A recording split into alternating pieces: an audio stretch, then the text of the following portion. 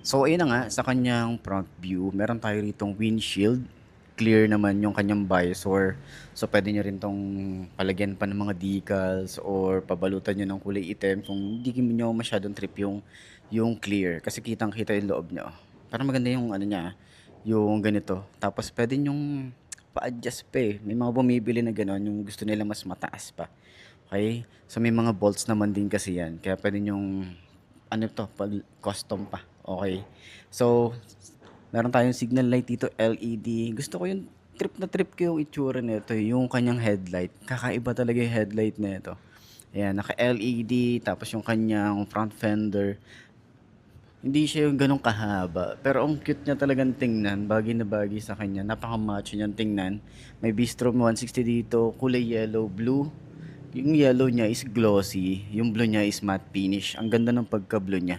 So nakita ko to doon sa Makina Moto Show nitong last lang. Kaya nung nakita ko to, ito agad yung na-vlog natin. So yun na nga, sa kanyang headlight, meron tayo ditong projected lamp. Meron na rin tayong daytime running light dito sa side. Naka-LED na rin yan. Signal light natin dito, flexible. LED na rin tayo rito. May Suzuki dito sa may taas. Okay, napaka-premium talaga nung emblem ng Suzuki. Ayan, meron tayong parang visor dito na maliit. And then, napakalapad nung kanyang fender dito sa harap. Extension na rin tayo rito. Meron tayong ABS na decals dito or sticker. Kasi nga, naka-ABS na rin tayo dito sa harap. Ayan. So, naka-telescopic fork, meron tayong rubber boots, meron tayong reflector side by side. And then, naka-wide spoke. Okay? So, dual sport yung kanyang gulong. Ang size dito ay 90 by 90 by 19. Okay? So, naka-single disc brake, dual pot caliper. Ang tires niya nga pala ay CST tires na rin. So, hindi ka dito tinipid ni Suzuki. Ayan. So, dito sa side, so, yun. Na naka-telescopic fork, meron tayo rito ang matte finish na fender din. Ayan. So, may fender na rin tayo rito, may fender pa dito. So, may ABS na rin tayo rito. Extension, mahaba din yan. Naka-telescopic fork, naka-mugs. Ayan, CST tires na rin pala to. Okay. So, meron tayo ditong dual sport na rin. Pang on and off road na rin tayo rito.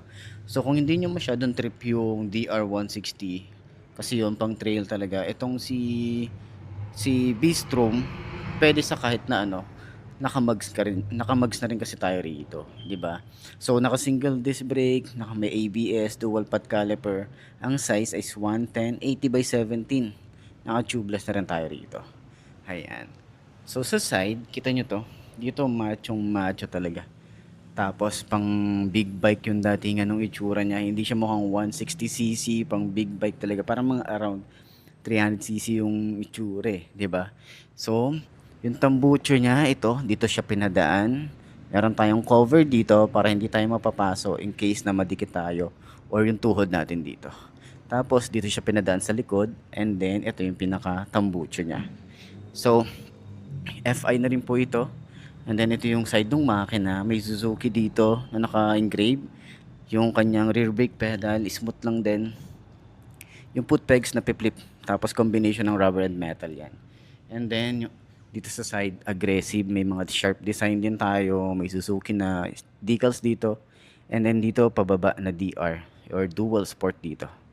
Ayan. So dito parang carbon fiber finish. And ito ma-appreciate mo yung mga ganitong design eh.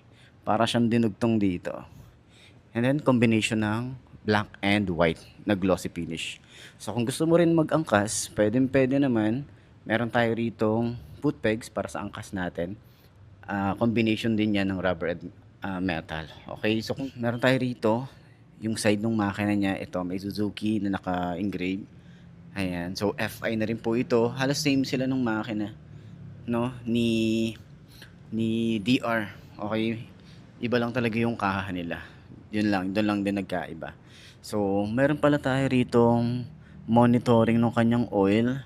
Tapos, rear brake pedal, smooth lang din. Foot pegs niya, napipflip din. Glossy gray. Ayan, ay hindi, matte pala. Okay, matte gray pala to. Tapos, meron tayo ritong angkas.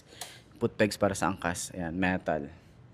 And then, yung side dito, ito maganda yung texture nito, kakaiba. Ito rin, no? Parang scratch resistance din yung pairings dito. Ito yung kulay blue niya. Ang decals lang dito, itong yellow, white, and then may Suzuki na kulay yellow din yung background. Ayan. Hindi lang din siya parehas dun sa kulay nung nilagay dito. Ayan. Kung gusto niyo naman tanggalin, ma-detach nyo naman dito. Pwede nyo alisin yan kung ayaw nyo mag-angkas. Okay?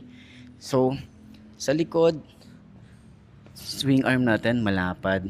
Yung adjuster natin dito, kung gusto nyo i-adjust pa. So, naka single disc brake, single pad caliper tayo rito. Then, naka mono shock. Sa pinaka-center naman yan, meron tayong harang din dito. Yung tires niya is CST tires na rin. Ang size naman ay 110/90 by 17.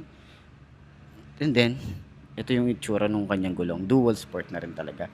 So, ready na yan pang on and off road. So, ayan, naka-wide spoke din tayo. Yung tambucho, ito yung itsura. Ito, stainless yung pinakadulo niya. Ayan, may decals din tayo rito na 160. Yung kanyang bracket para sa top box, naka-ready na rin yan. So, alisin nyo lang to. Okay, so pwede na kayong bumili ng top box. Lalagyan nyo na lang. Yan, napaka-solid din nung kanyang metal na ginamit dito. Makapal. And then, may Suzuki na malaki dito. And then, yung tambucho, ito yung itsura. Ang laki din ng tambucho. Ayan, may cover pala to. Cover, ayun, ito pala. Ayan yung itsura niya. Diba, iba rin yung tambucho ni DR160 tsaka ni Bistrom. Yan, ito naman is metal. Ito metal to. Yan, ito naman sa dulo is plastic. Tapos meron siyang ganito. Takpan na natin. Okay? So, naka-monoshock din tayo rito, adjustable, may harang na rin tayo na rubber dito para sa talsik ng putek. May tire hugger na rin tayo rito na parang may carbon fiber finish sa gitna. And then, mudguard. Ayan, meron na rin tayo rito mudguard. Tapos, matte finish. Ito, plastic. Okay? So, swing arm, malapad, naka-single pad caliper. Disc brake, may ABS na rin tayo rito sa likod. Naka-CST tires. Ang size ay 130/70 by 17.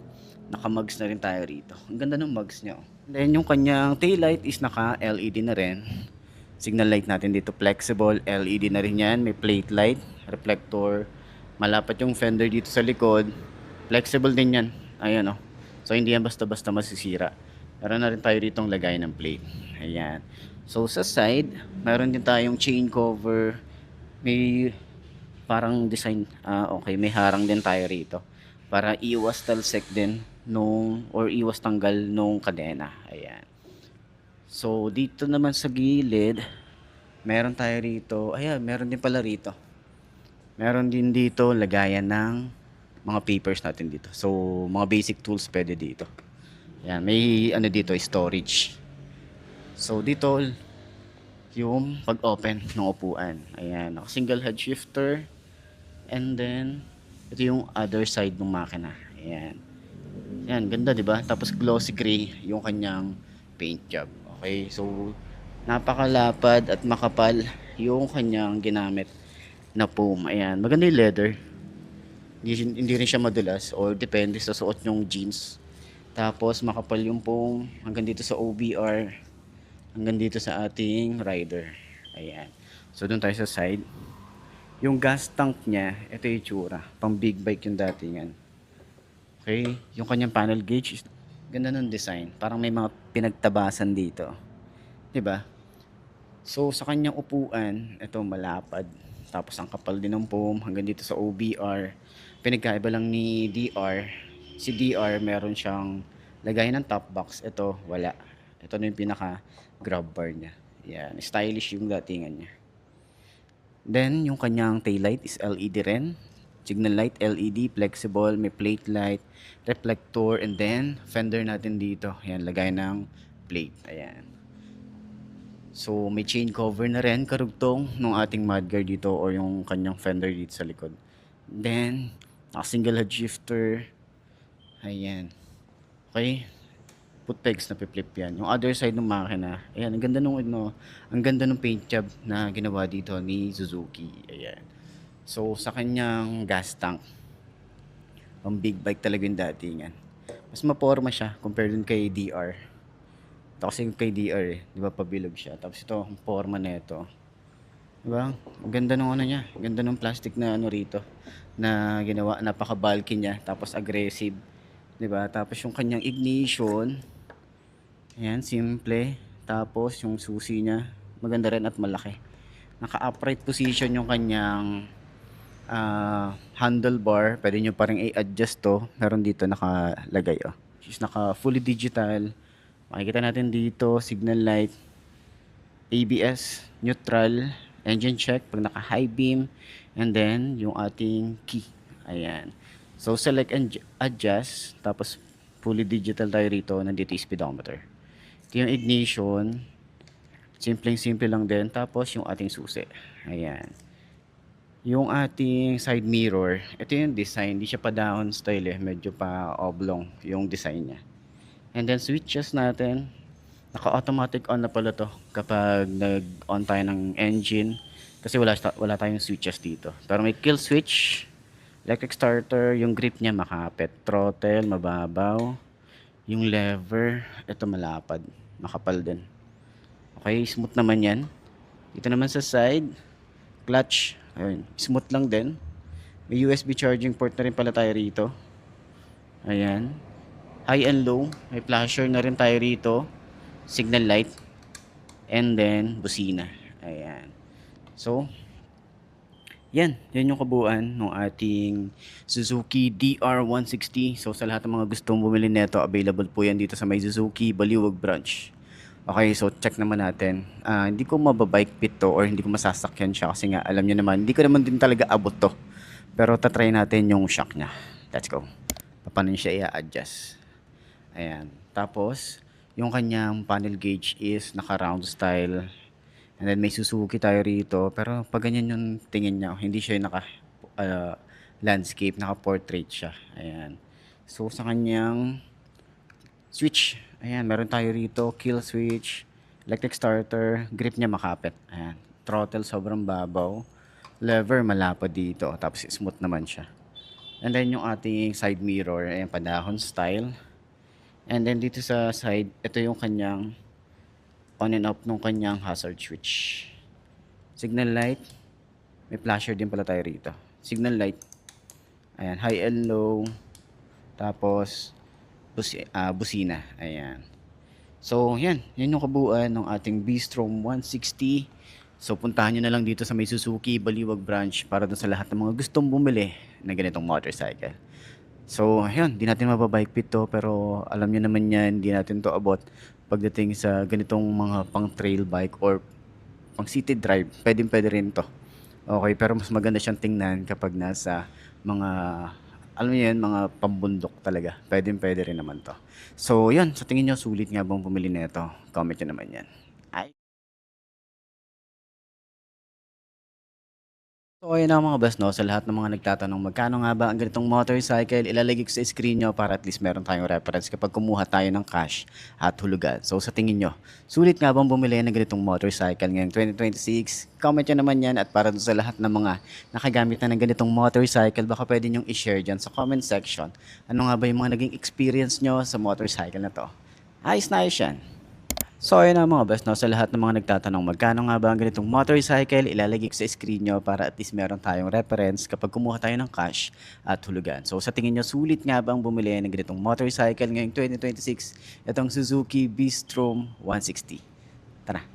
So sa lahat ng mga nakagamit na ng ganitong motorcycle, baka pwede nyo i-share dyan sa comment section ano nga ba yung mga naging experience nyo sa motorcycle na to. Para dun sa mga gustong bumili na to, makatulong tayo sa kanila. Okay? So, sa tingin nyo, sulit nga ba? Ayos na, ayos siya. Honda, Yamaha, Suzuki, Kawasaki, bawat isa may kwento, hindi basta market. May bilis, may tipid, may comfort, may handle, pero hindi lahat na specs tunay na sukatan din. May nagsasabing ito ang hari, pero bakit iba-iba ang gusto ng bawat sakay? Pag ang puso ang pumili, walang maling daan. Kahit anong tatakbayan, basta ligtas ang biyahe mo riyan. Hindi porke mas mahal siya na ang panalo, hindi porke maraming views siya na ang totoo. Ang tunay na review na sa bawat kilometro, hindi sa comment section na puro ego. Di tayo nandito para mag-away, brand war, walang tunay na tagumpay. Isang kalsada ang sabay nating tinatahak, magkaiba ang motor pero iisa ang pangarap. Hindi logo ang bumubuo ng rider. Disiplina ang tunay na mas mataas. Sa bawat liko, sa bawat pag-arangkada, respeto ang pinakamahalagang pyesa. May BB, may Imex, may Burgman, may Click, may Aerox, PCX, rider na mabilis. May sariling lakas, may sariling kahinaan, kaya wag mong husgahan ang desisyon ng iba. Kung full economy, may bida.